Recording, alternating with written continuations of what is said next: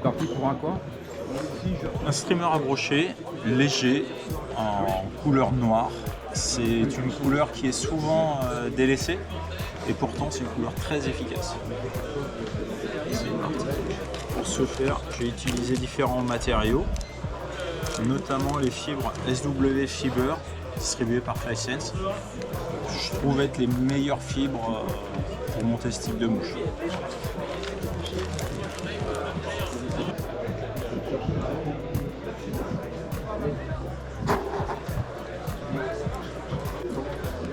Toujours de la colle. Quand on pêche le brochet, on a besoin de faire des conceptions solides en fait de mouches.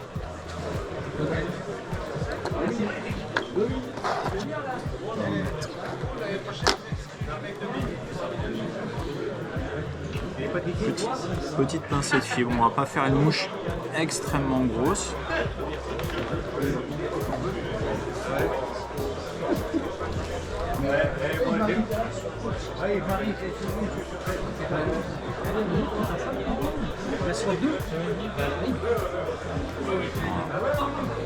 Donc, en premier lieu, une queue. Ensuite, on va partir avec de la chenille globe ou chenille fritz. Ici, je vais utiliser du rouge. Le noir rouge est généralement aussi très bon pour donner du volume au corps et pour évacuer l'eau lors des faux lancers.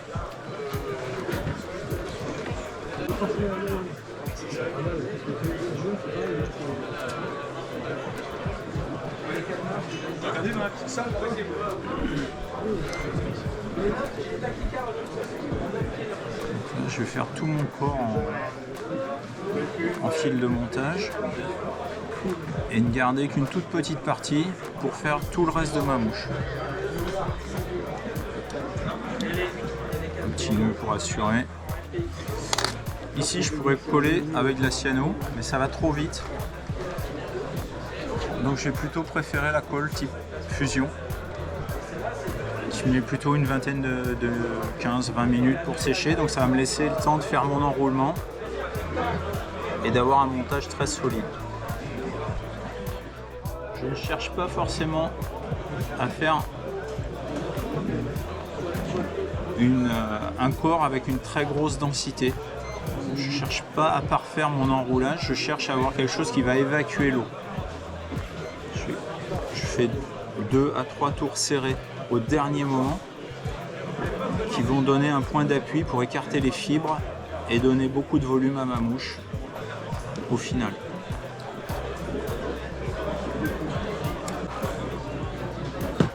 Ensuite, je vais utiliser un outil de ma fabrication. C'est un plateau pour faire un dubbing broche. Je vais mettre un petit peu de crafture noire pour donner de la densité en termes de couleur et de l'opacité à mon streamer, pour qu'il ait un impact visuel plus important.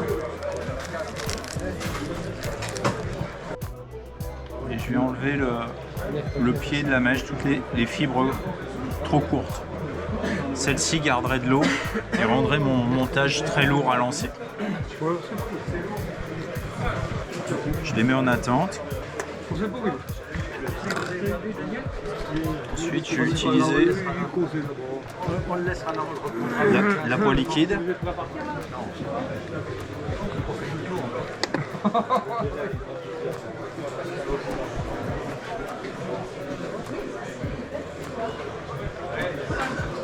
Et je vais enduire mon fil sur la partie plateau.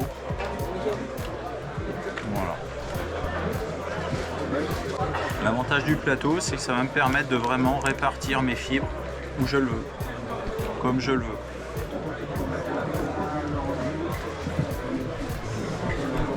Je vais fixer par le pied. Ensuite, je vais mes fibres de crafture.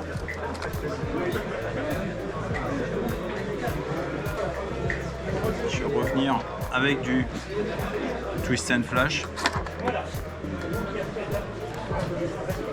Pour le coup, tout noir. Et pour faire un corps fusiforme, en fait, je vais le mettre de façon déséquilibrée. Je vais pas le répartir de façon égale. Je vais laisser dépasser environ 2 tiers, 1 tiers.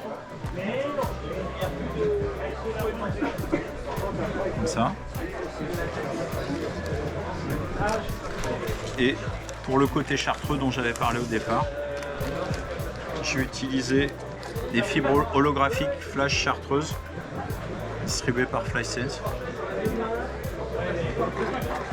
Où là je vais en mettre très peu.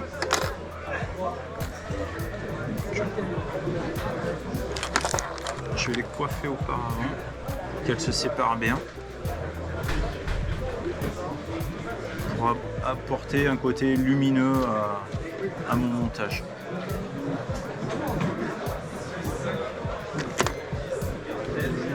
Et je vais les mettre sur la toute fin de mon brush. Et si elles peuvent dépasser de mes fibres noires, c'est encore mieux. Le fait de les placer à la fin va vraiment permettre à mon brush de faire ressortir ces fibres de couleur. Je reprends un peu de Twist and Flash. Et je vais mettre beaucoup plus court devant pour façonner une tête finale un petit peu plus foncée. Pareil, je ne cherche pas à faire quelque chose de très régulier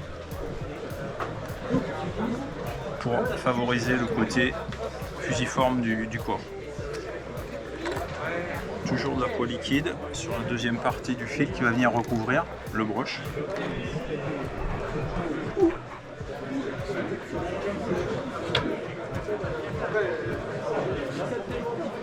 Je viens fixer suffisamment. Je vais venir tourner ma première partie.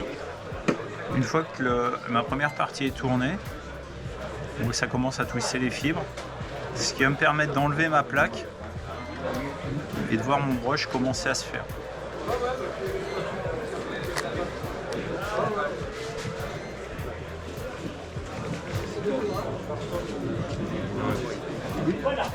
Au fur et à mesure que le brush va se reprendre sur lui-même, je vais démêler avec une aiguille simple pour pas tirer trop de fibres à la fois. Je perdrai forcément quelques fibres au passage. Donc là, je peux la mettre en attente. Et je vais venir repartir mon fil ici, bien prêt.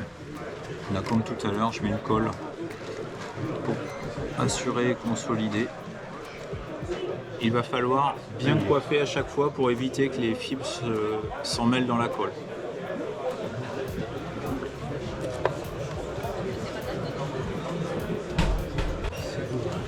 On voit que l'essentiel du montage se retrouve concentré sur environ 1,5 cm en tête de mouche. Si on a quelques fibres qui passent devant, c'est pas très grave, on va les absorber dans les tours suivants. Moi j'avais bien réussi mes proportions, ça me fait finir une mouche vraiment à ras.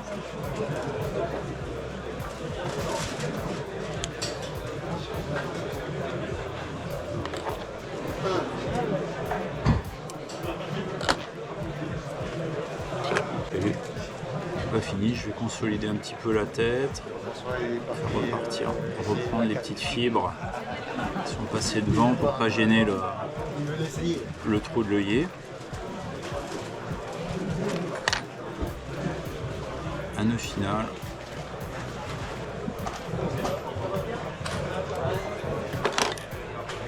Toujours de la colle forte pour ces montages.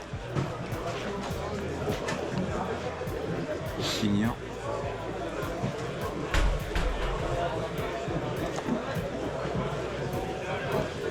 Et on va coiffer. On commence toujours par la pointe des fibres. Pas tout accrocher pour pas générer de nœuds. On voit bien qu'avec peu de fibres chartreuses, on obtient quand même des petits liserés au travers. crée déjà une belle bouchée parsemée de quelques fibres chartreuses. Voilà. Donc pour la finir, je vais lui mettre des yeux. Ça fera très bien. Pour un hameçon de 4-0, ça fera très bien.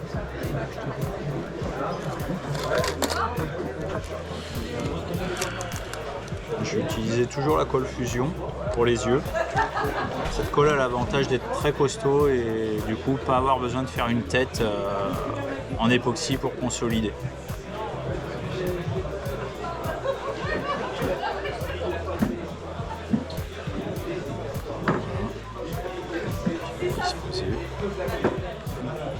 Oui. Du fait du choix de la colle.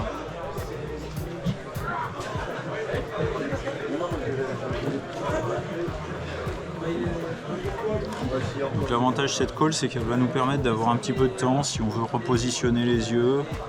Le fait d'appuyer un petit peu dessus, ça va faire pénétrer la colle, ça va aller chercher les fibres un petit peu plus en profondeur et contribuer à un bon collage de la mouche. On va la laisser sécher un quart d'heure, 20 minutes avant de pouvoir vous la donner, bien sûr. Parce que c'est bien beau de faire le montage, mais autant que vous l'essayiez. C'est un démon noir et vous m'en direz des nouvelles.